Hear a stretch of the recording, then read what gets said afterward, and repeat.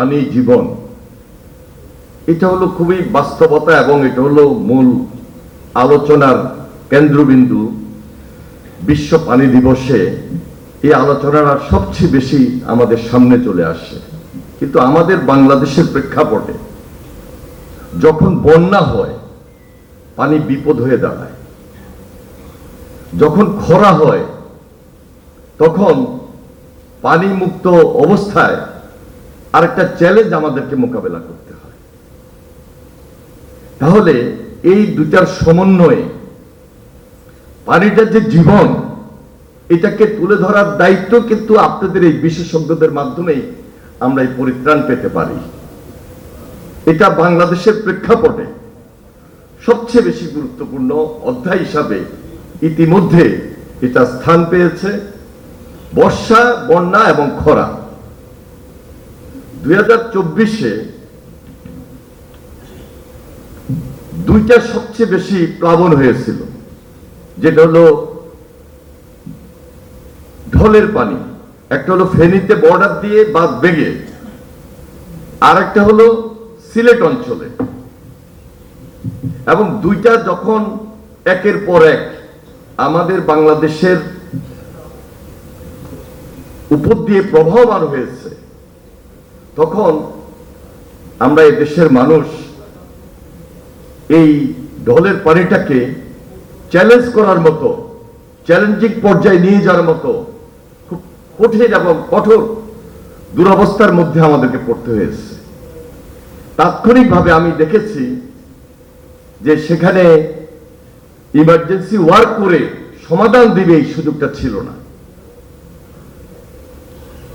ফেনীতে পানিটা যখন জমেছিল, এই পানিটা নামতে গিয়ে নোয়াখালী লক্ষ্মীপুর হয়ে যখন মেঘনা নদীতে বঙ্গোপসাগরের দিকে চলে যাচ্ছে, ওই পানি কিন্তু সহজে যেতে পারে নাই।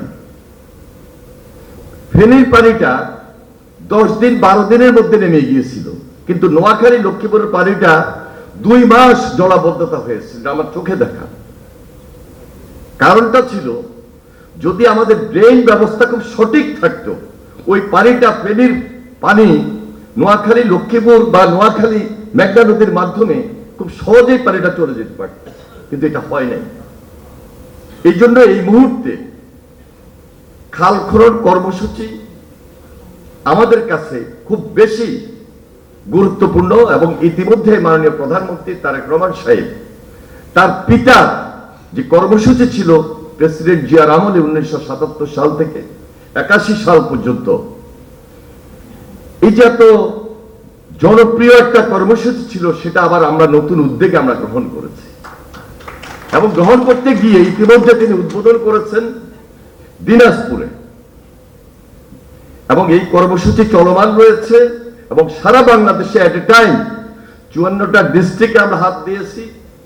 ইতিমধ্যে 48টা ডিস্ট্রিক্টের খাল খনন কর্মসূচি অব্যাহত রয়েছে। প্রশ্ন এসেছে, যেটা প্রফেসর আতাউর রহমান সাহেব বললেন, যে আসলে আমরা কি এটার সঙ্গে নদীর সংযোগ স্থলটাকে, প্রবাহমানটাকে সংযোগে নিয়ে আসতে পারছি কিনা, প্রকৃতপক্ষে ওই খালটাই আমরা খনন করছি কিনা, এটা খুবই গুরুত্বপূর্ণ। আরেকদিকে হলো, এই যে খাল খনন কর্মসূচি করতে গিয়ে আমি সঠিকভাবে ওই খালটাকে বাছাই করলাম কিনা। আমি একজন রাজনীতিবিদ হিসাবে, আমি একজন দায়িত্বশীল লোক হিসাবে, এটা আমার পক্ষে উঠিয়ে আনা খুব কষ্টকর। এটা উঠিয়ে আনতে হবে আপনাদের মতো যারা আপনারা দায়িত্বশীল, ডিজি সাহেব বলেন, এডিজি সাহেব বলেন, ইঞ্জিনিয়াররা বলেন, এবং এক্সপার্ট যারা রয়েছেন, তাদেরকে এই দায়িত্বটুকু পালন করতে হবে। যিনি এক্সিড হিসাবে একটা ডিস্ট্রিক্টের দায়িত্বে আছেন, যিনি সুপারিনটেন্ডেন্ট ইঞ্জিনিয়ার হিসাবে একজন ডিস্ট্রিক্টের দায়িত্বে আছেন, যিনি ডিজি সাহেবের সঙ্গে অথবা চিফ ইঞ্জিনিয়ার সাহেবের সঙ্গে ওই কাজটুকু সমন্বয় করেন, প্রকৃতপক্ষে তিনি আমাকে সঠিক তথ্যটা তুলে দিয়েছেন কিনা, এটি হলো গুরুত্বপূর্ণ। আমি এই মন্ত্রণালয় চালানোর ক্ষেত্রে 1.5 মাস এই সরকারের বয়স অনুযায়ী, এর তো বেশি না। আমি বিশেষজ্ঞ না, কিন্তু আমি একজন সচেতন নাগরিক, আমি সায়েন্সের স্টুডেন্ট, আমি বুঝি, কিন্তু বিশেষজ্ঞের বোঝাটা আমার মধ্যে নাই।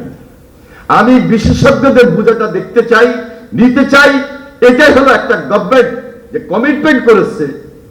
সুতরাং এই সমন্বয় যদি না থাকে, আমি যতই কমিটমেন্ট করি, রেজাল্ট কিন্তু আমি জনগণকে দিতে পারবো না। জনগণকে যদি রেজাল্ট দিতে হয়, স্বচ্ছ দায়িত্ব আপনাকে নিয়ে আসতে হবে, স্বচ্ছতা আপনাদের মধ্যে নিয়ে আসতে হবে, এক্সচেঞ্জ সাহেবের ওই ডিপার্টমেন্টে নিয়ে আসতে হবে, এবং যিনি চিফ ইঞ্জিনিয়ার ওনাকে আরো বেশি সজাগ এবং সতর্ক হতে হবে।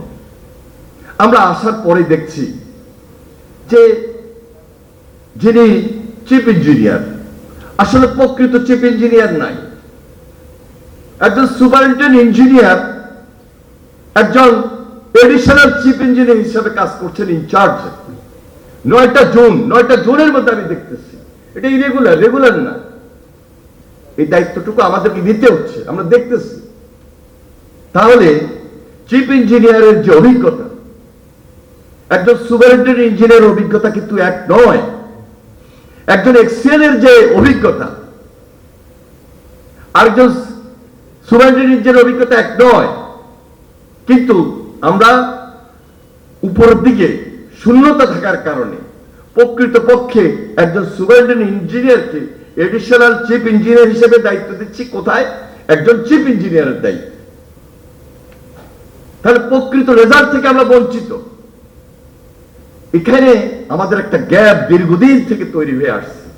আমি জানি না এটা কতদিন পর্যন্ত এই অবস্থা ছিল, তবে এটাকে এখন আমাদেরকে অ্যাড্রেস করতে হবে, অ্যাডজাস্ট করতে হবে, এবং সম্পূর্ণভাবে রেগুলার চিফ ইঞ্জিনিয়ার অথবা এডিশনাল চিফ ইঞ্জিনিয়ারের মাধ্যমে যেন আমার 9টা জোন আমি পরিচালনা করতে পারি, তাহলে সঠিক রেজাল্টটা পেতে পারি আমি।